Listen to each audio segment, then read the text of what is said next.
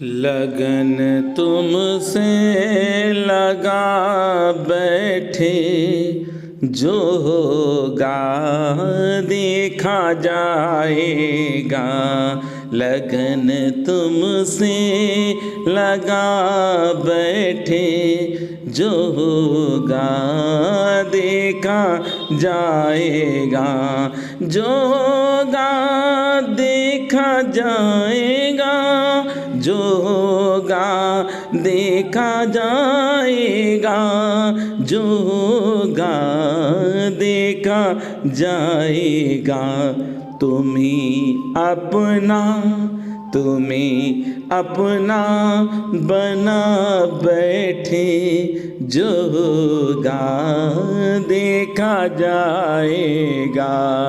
तुम्हें अपना बना बैठे, जो होगा देखा जाएगा।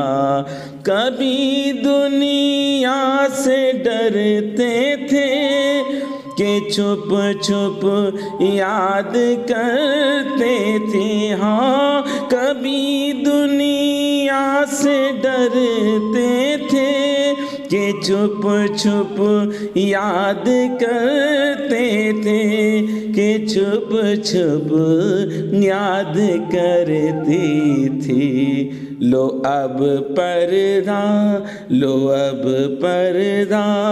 उठा बैठे, जो होगा देखा जाएगा।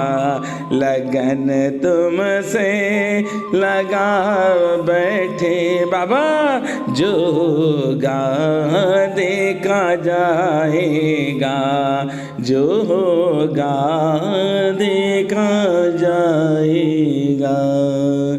जय बाबा की। बाबा महाराज के सारे भक्तजनों को मेरा प्रणाम।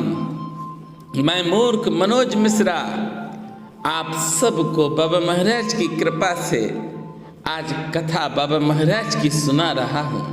आज बृहस्पतिवार है और गुरुदेव भगवान की कथा आप सब हर बृहस्पतिवार को सुनते हैं, पर एक मेरी बात को ध्यान से आज सुन लीजिए। भले ही आप कथा सुने या ना सुने, रामायण पढ़े या ना पढ़े, पर अमल करना शुरू कर दो।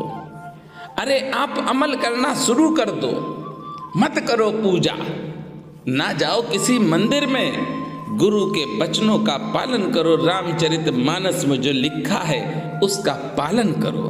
चलिए आज की कथा बाबा महाराज के भक्त की आप सब सुने। बहुत पहले की बात है, जबकि बद्रीनाथ यात्रा के लिए मोटर द्वारा पीपल कोटी तक ही जाया जा सकता था। अनेक भक्तगण, जिसमें तुलाराम शाह जी, हब्बा जी, शाह परिवार, गिरीश जी, उमा दत्त शुक्ला आदि थे, बाबा के साथ बद्रीनाथ यात्रा पर जा रहे थे। काली कमली धर्मशाला के मैनेजर श्री नोटियाल साहब को इस संबंध में सूचना पहले से ही भेजी जा चुकी थी। उन्होंने अपनी ओर से देव दर्शन नामक स्थान में बाबा का भव्य स्वागत की तैयारी कर रखी थी और सब लोग इस प्रयोजन से वहां समय पर एकत्रित हो गए थे। बाबा डांडी में सवार थे और सब भक्तजन उनके पीछे पीछे चले जा रहे थे। उस छोटे से स्थान देव दर्शन में लोग स्वागत के लिए खड़े थे। बाबा आ रहे हैं। अरे बहुत प्यारा छोड़ा सा भजन मेरे साथ गा लीजिए।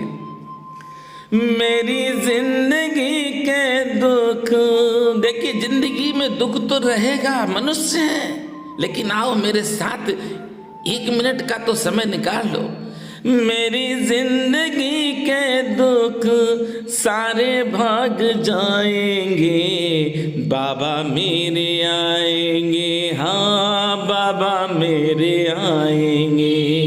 मेरी कुटिया के सोए, मेरी कुटिया के सोए, भाग जाग जाएंगे, बाबा मेरे आएंगे, हाँ बाबा मेरे आएंगे। बुला कर तो देखो, याद करके तो देखो मेरे बाबा को।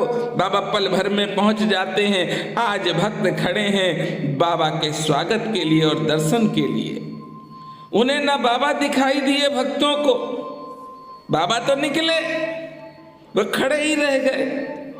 ना डांडी और ना उनके पीछे चलता हुआ भक्त समुदाय ही दिखाई पड़ा।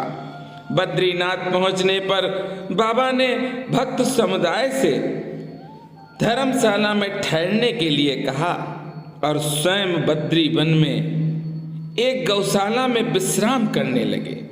जब नौटियाल साहब को पता चला कि बाबा गौशाला में विराजमान है, तब वे भी उनके दर्शन करने गए और समझ नहीं पाए कि कैसे देव दर्शन जैसे छोटे स्थान में दर्शन की लालसा से उपस्थित लोगों ने बाबा को देख ही नहीं पाया और उनके साथ चलता हुआ भक्तगणों का दल भी नहीं दिखाई दिया।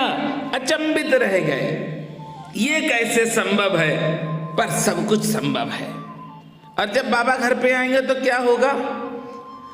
जब बाबा को हम याद करेंगे, जब बाबा को हम बुलाएंगे और बाबा चल के आएंगे तो क्या करना है वो भी याद रखिए। मैं तो रुच रुच के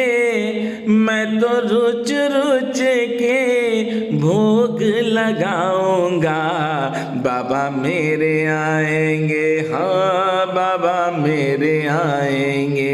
मैं तो देखिए आपसे सदैव कहता हूं कि दुनिया में अगर कोई मूर्ख है तो वो सिर्फ मनोज मिश्रा है। आप सबका प्रेम और आशीर्वाद मुझे मिलता रहता है और बाबा की कृपा है हम पे, तभी तो बाबा की आज कथा आप सबको मैं सुना रहा हूं। चलिए कथा में चलते हैं। उन्हें आश्चर्य हुआ कि ये संभव हो कैसे पाया।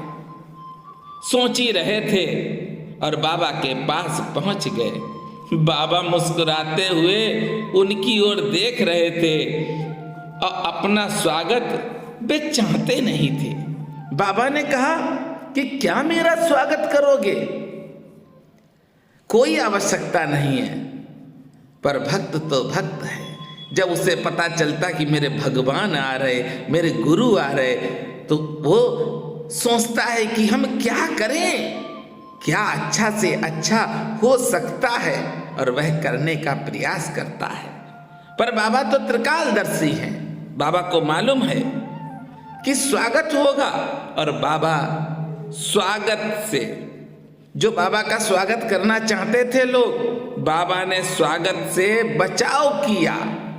बाबा ने एक सीख दी है कि जहां पे आपकी प्रशंसा होगी वहां पर आपकी बुराई भी अवश्य होगी। उस स्थान को त्याग दो, उस स्थान को छोड़ दो जिस स्थान पर आपकी प्रशंसा होती हो, उस स्थान पर जाना ही नहीं, क्योंकि उसी स्थान से आपकी बुराई भी चालू हो जाएगी। उन व्यक्तियों से दूर हो जाओ जो आपकी सदैव प्रशंसा करते हैं, क्योंकि शत्रु वही सबसे बड़े हैं जो आपकी प्रशंसा करते हैं। हम कभी भी ये ना सोचें कि हमें प्रशंसा मिले। अरे भक्तों, श्री हनुमान जी को कोई प्रशंसा की आवश्यकता थी? रावण ने कितना अपशब्द कहा, पर श्री हनुमंत लाल जी को क्रोध नहीं आया। क्यों? क्योंकि प्रशंसा से परे हैं। प्रशंसा से परे जब आप हो जाओगे तो आप भी मस्त रहोगे, स्वस्थ रहोगे, किसी भी तरह का आपके जीवन में टेंशन आएगा ही नहीं। ये बाबा ने आज इस कथा में बता दिया है कि स्वागत से और पूछ से दूर रहो। बाबा महाराज की अमृतमयी कथा जब आप सुने तो बाबा के आदेशों का विशेष पालन करें। बाबा कहते हैं कि भूखों को भोजन करवाओ और राम राम कहो। मेरे साथ प्रेम से बोलेंगे, जय सिया राम।